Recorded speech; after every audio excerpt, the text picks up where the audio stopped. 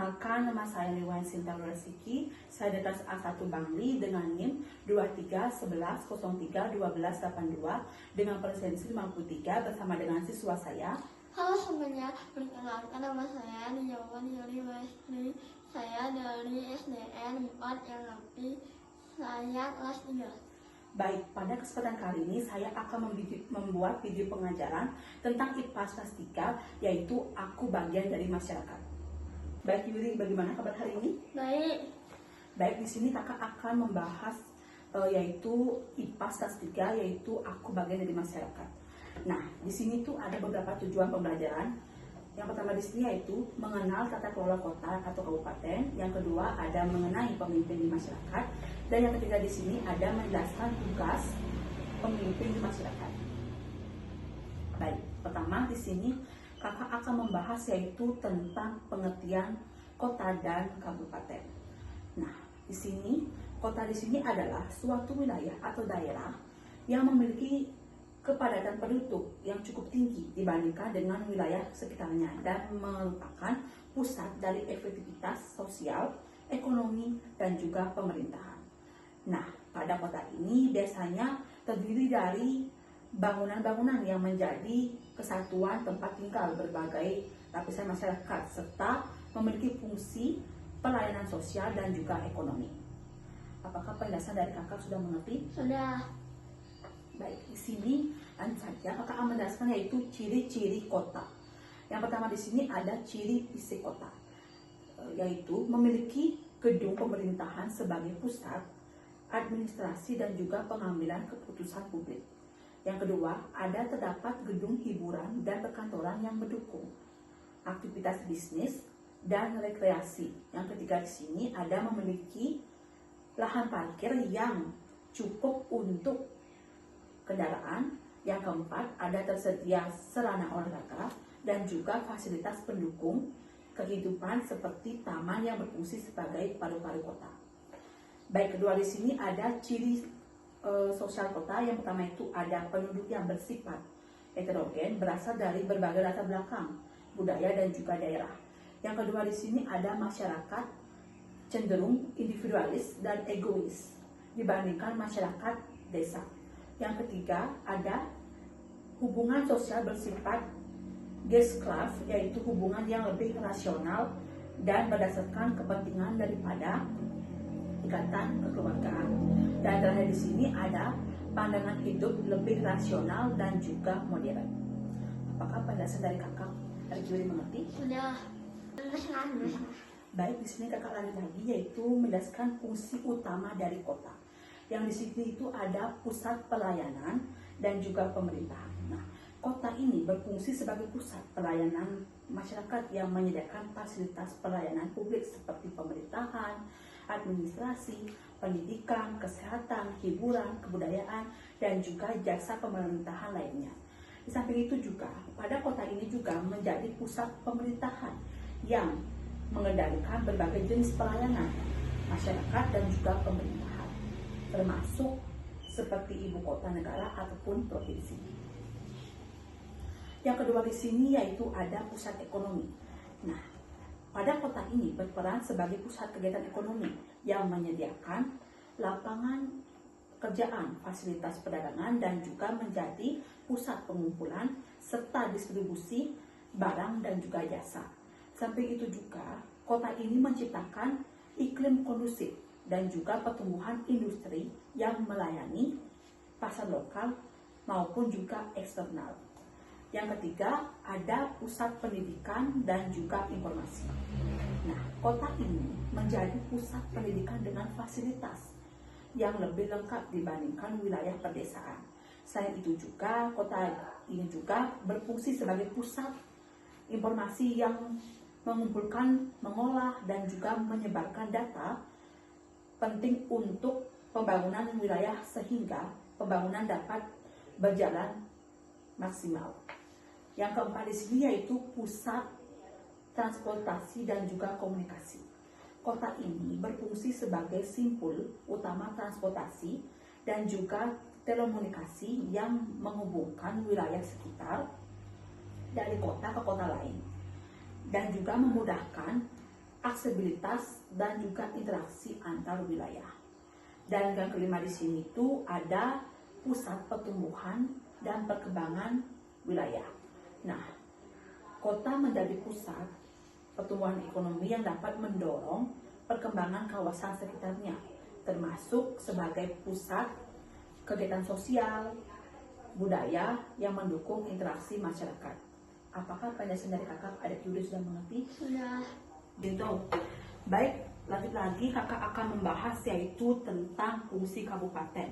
Yang pertama di sini yaitu ada pembangunan dan perencanaan. Kabupaten bertanggung jawab untuk merencanakan dan melaksanakan program pembangunan infrastruktur seperti jalan, jembatan, dan juga fasilitas umum lainnya. Di samping itu juga untuk meningkatkan kesejahteraan masyarakat. Yang kedua itu ada fungsi sebagai pendidikan di sini, mengelola dan mengembangkan sistem pendidikan di tingkat dasar dan juga menengah dalam wilayah kabupaten. Dan selanjutnya di sini itu ada kesehatan. Nah, pada kesehatan ini memberikan layanan kesehatan dasar melalui fasilitas seperti puskesmas serta mendukung program kesehatan masyarakat. Dan keempat ini fungsinya itu sebagai ketertiban dan juga keamanan, yang dimana menjaga ketertiban umum dan keamanan masyarakat dengan bekerja sama dengan aparat terkait.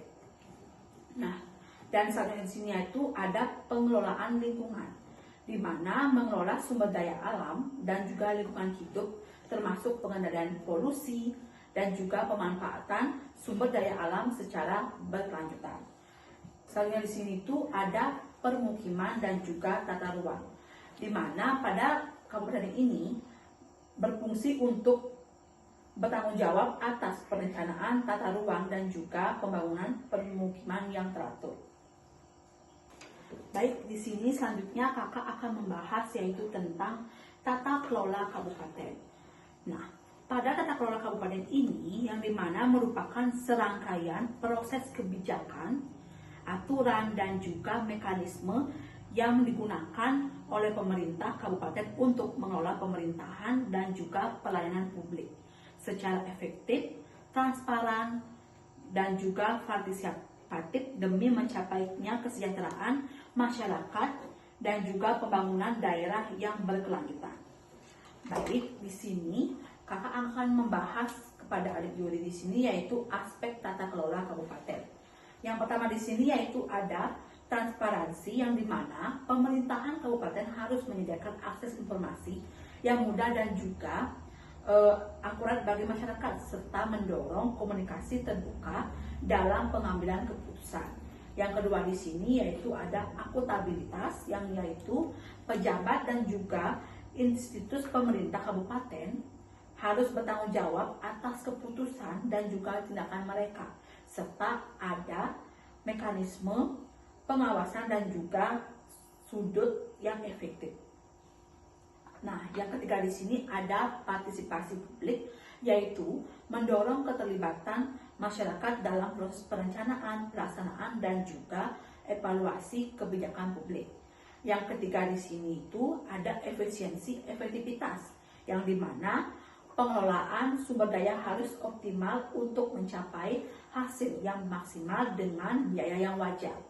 Dan terakhir di sini ada penegakan hukum dan juga keadilan dan kesetaraan, yaitu menjamin bahwa kebijakan dan juga pelaksanaan pemerintah sesuai dengan peraturan perundang-undangan yang berlaku, dan juga pemerintah kabupaten ini harus memberikan perlakuan yang adil dan juga setara kepada seluruh warga masyarakat tanpa diskriminasi.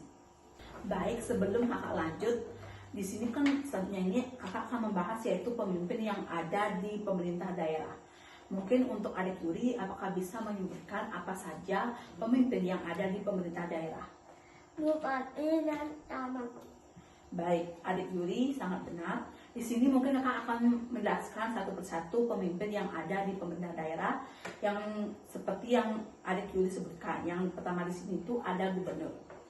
Nah, gubernur ini adalah kepala daerah untuk wilayah provinsi yang memimpin penyelenggaraan pemerintahan daerah berdasarkan kebijakan yang ditetapkan bersama Dewan Perwakilan Rakyat Daerah ataupun DPRD provinsi.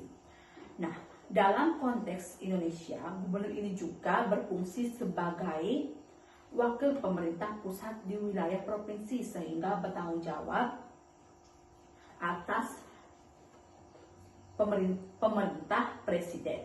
Nah, gubernur ini juga dipilih secara langsung oleh masyarakat provinsi untuk masa jabatannya itu 5 tahun dan dilantik oleh presiden ataupun menteri dalam negeri atas nama presiden.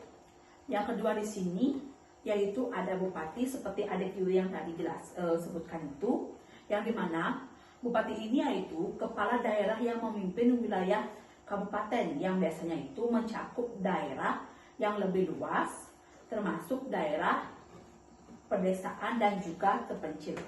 Nah, bupati ini juga memiliki tugas dan wewenang dalam menyelenggarakan pemerintahan dan pembangunan di kabupaten, termasuk membuat kebijakan bersama DPRD kabupaten serta mengelola anggaran daerah.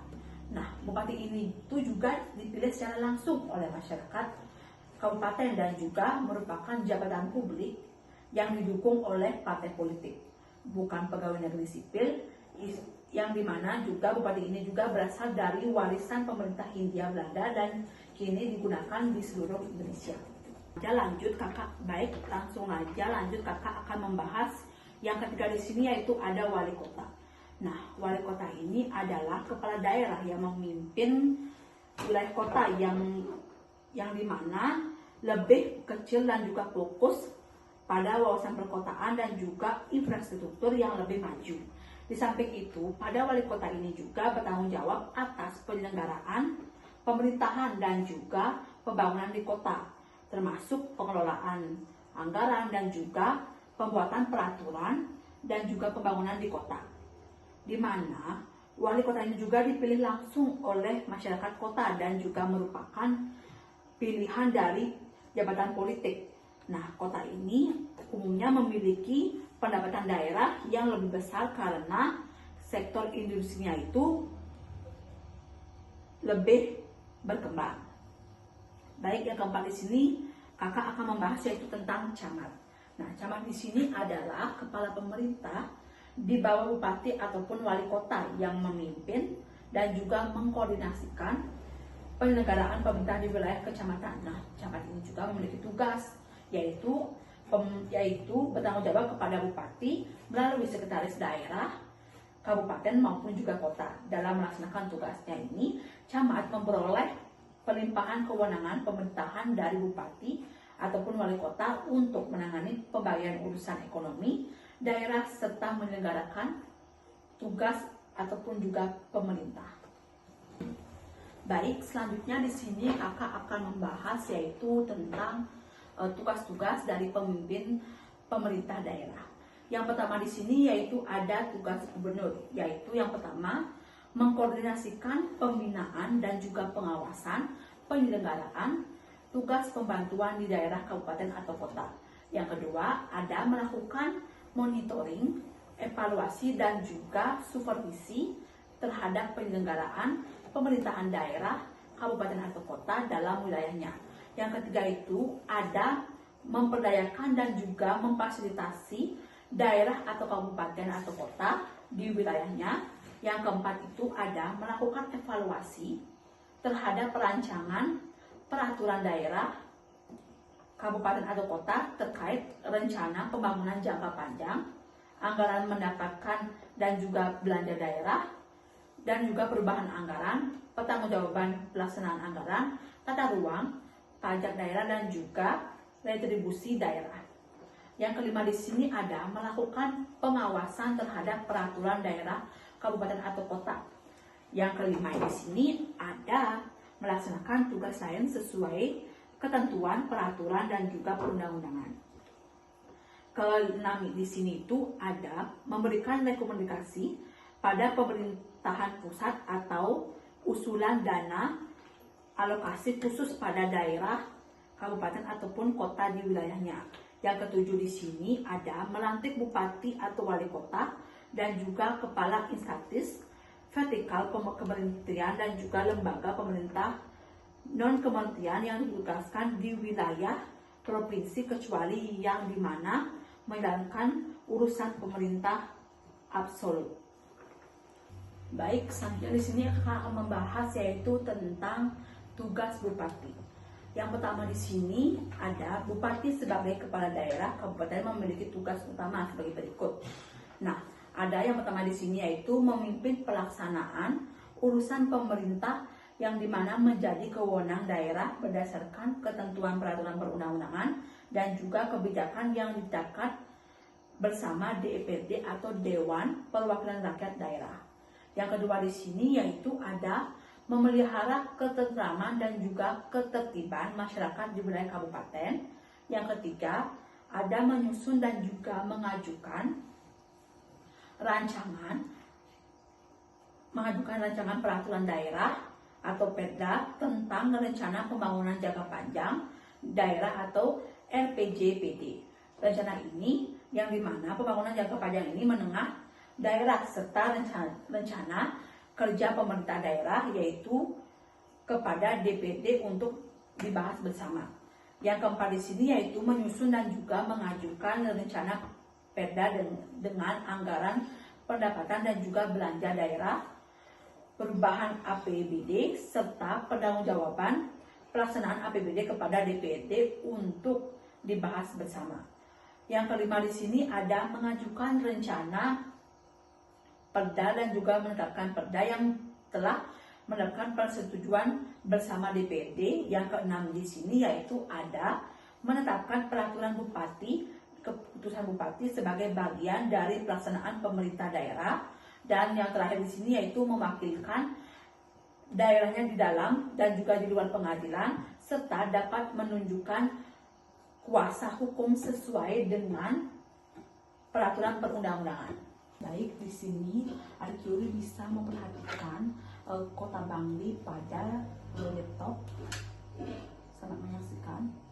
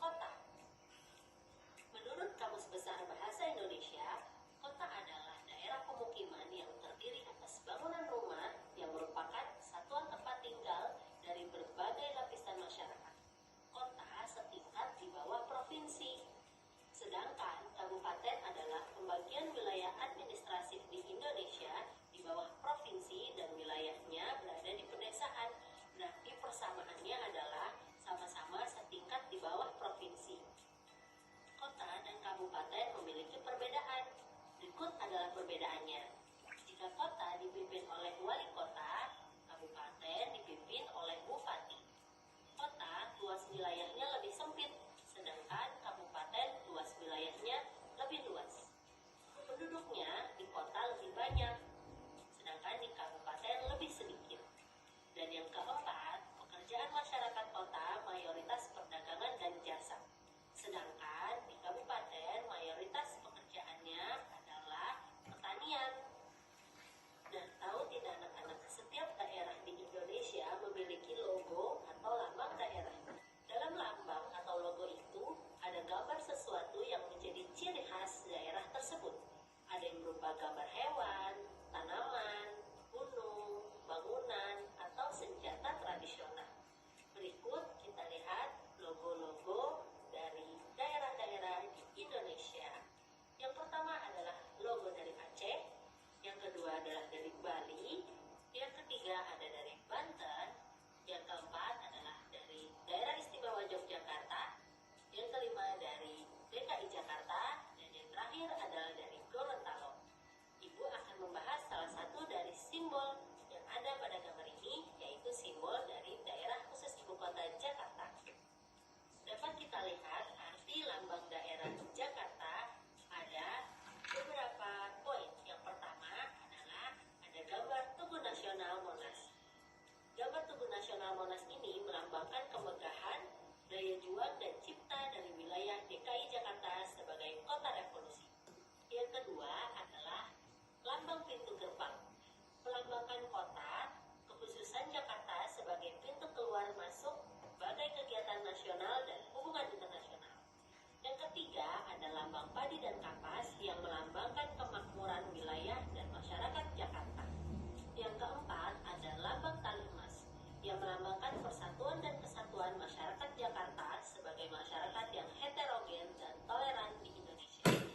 Dan yang terakhir ada lambang ombak laut yang melambangkan wilayah bahari atau kelautan di pesisir Jakarta serta kota pelabuhan dan Indonesia sebagai negara kepulauan. Sekian video dari saya akhiri dengan Pramo Santi. Om Santi Santi Santi Om.